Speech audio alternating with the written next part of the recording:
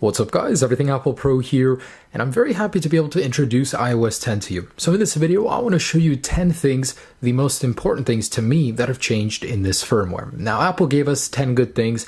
I don't think all of them are that good, but there's a lot in iOS 10 that I'm still discovering every minute that I use it. I'm really liking how many smaller changes there are. So let's jump into it, and I want to show you what's new in this firmware. Number one, as Apple said, user experience. And before I even get into anything, I just want to say this is a beta. Betas tend to change with time, so what you see now will not be the final result of iOS 10. Just a little disclaimer in there, that's all. So everything from the lock screen to every little minute detail on iOS 10, well, not entirely, but a lot of little things have changed. First off is raise to wake. Your phone is sitting, and you pick it up, it'll just wake up. There's no slide to unlock anymore. Where did it go? One of the most fundamental things of iOS is not enabled by default. So you can go ahead and press the home button to unlock, and I'm not sure about it. I haven't dug around, but I'm sure there's a way to re-enable slide to unlock. However, don't quote me on that. But the very simplest thing, like unlocking your phone, is now gone. Instead, if you swipe to the right, you can open up your camera application.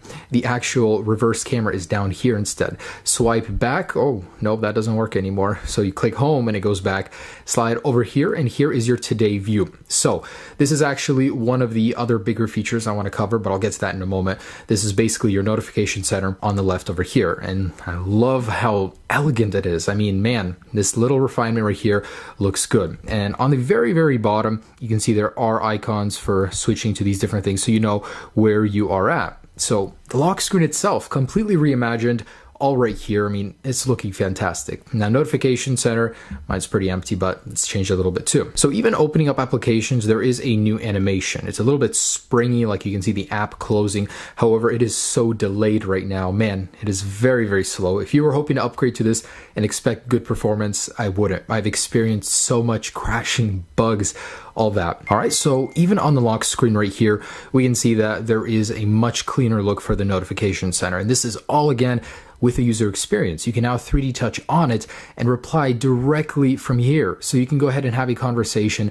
and you can have a conversation again. It does not disappear. You can keep doing it. It's just amazing how much Apple thought through iOS 10 and 3D touch. And it's not limited to messages. Third-party applications can take advantage of that. Apple opened up the API. Guys, it's gonna take a lot of videos to show you everything. So sorry, it's exciting. You know, it's exciting when Apple changes up so much. But anyways, moving on to Siri. So Siri has become much smarter.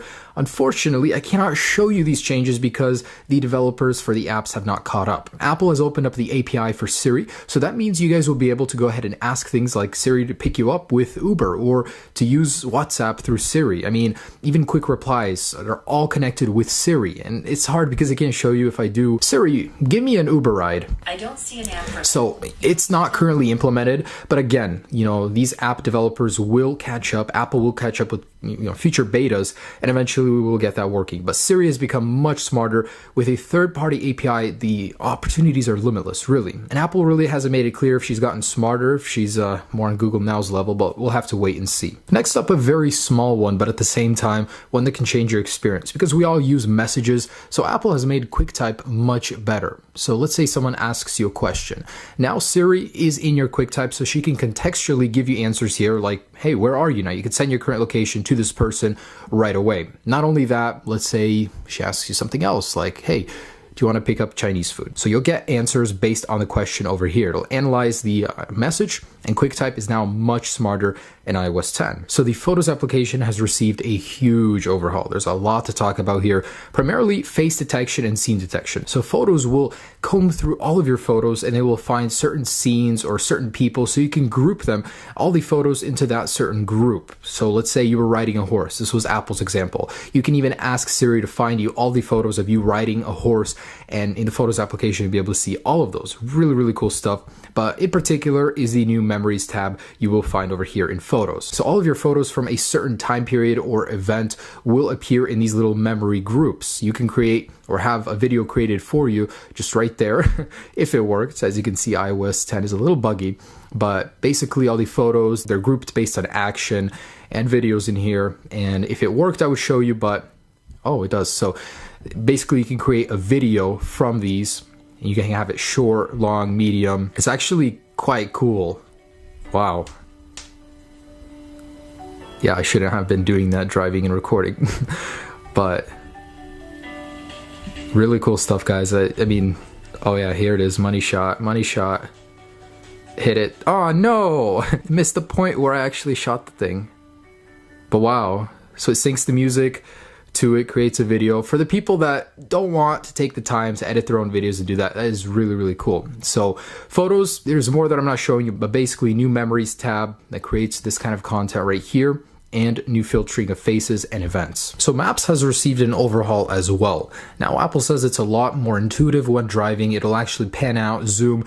I would show you, except it is broken. So I'm not able to actually get directions, but it'll actually be a little bit easier to tell exits, lanes, just it'll be more intuitive. I gotta say, that's one of my weakest points with Apple is Apple Maps right now. Google Maps is great, so hopefully this will fill in the gap. Not only that, while you're driving with already directions set, so you can get suggestions of close restaurants, close gas stations, and it'll actually tell you how long it will take and how much longer it'll add to the trip down here. So I like that they added the search button down here. As devices get larger, it's harder and harder to go up here, so having everything down here is a little bit easier. So I can't show you it, unfortunately, but Maps has certainly got a lot easier to use and it is more intuitive. So next up is the new music application, and I gotta say, it is gorgeous. It is much larger. It seems like it's almost for old people, but at the same time, it is more intuitive. You have all these categories right here, so you don't have to shift them manually to get into different ones. It's certainly easier to use.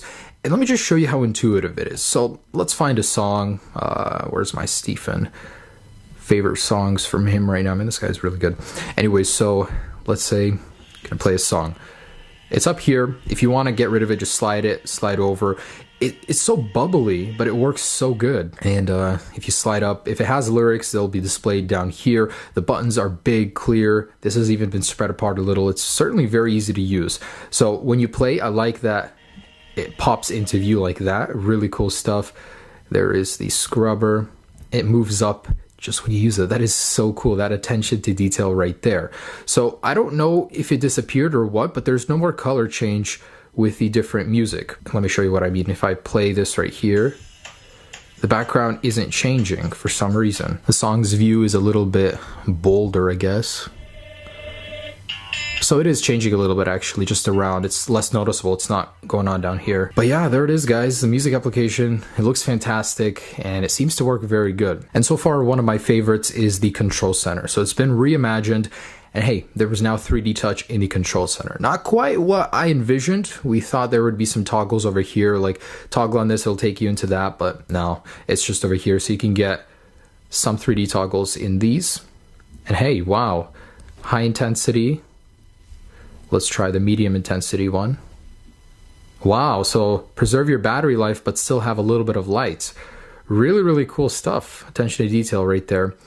And on the camera, it's just a shortcut, I believe, but it is there. Overall, you can slide to the next page, and here is your music scrubber.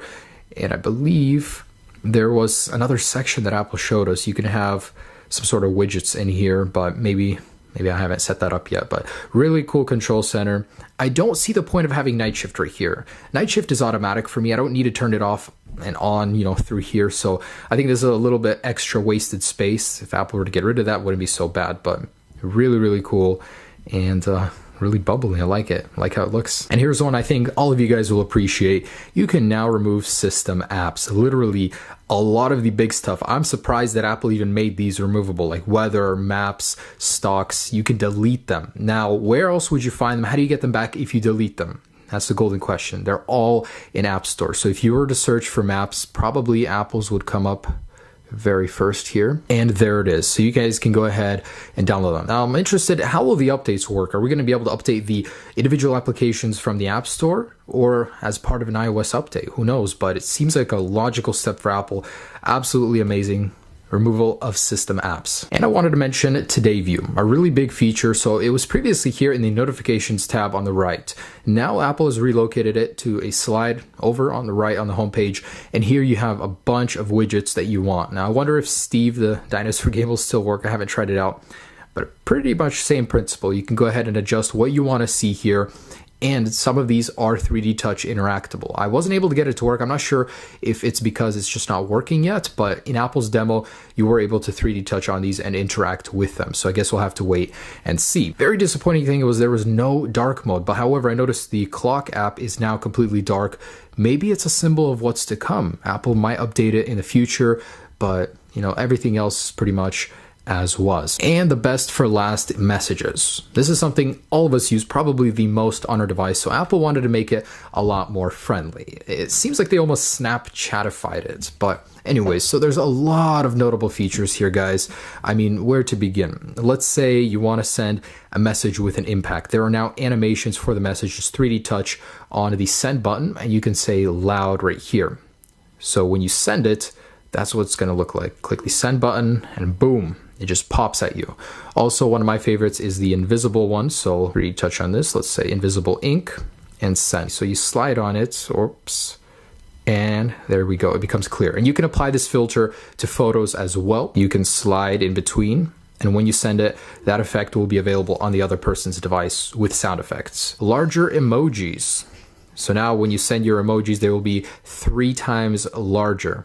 Really cool. Also, if you go ahead and go over here into this view, you can go ahead and get a live photo or live camera view right here. Awesome stuff. Right here is, I forgot what Apple called this, but basically you can draw on top of photos, send effects to friends, and they'll go ahead and be animated when you send them. So over here we should see that. Really, really cool. Also available in the messages is emoji translation. So you can go ahead and replace some words. I'm curious to see out of this what it will replace. So if you go to the emoji menu right here, it'll go ahead and highlight them in a yellowish color where you can replace with emojis. So let's click on the think, the love.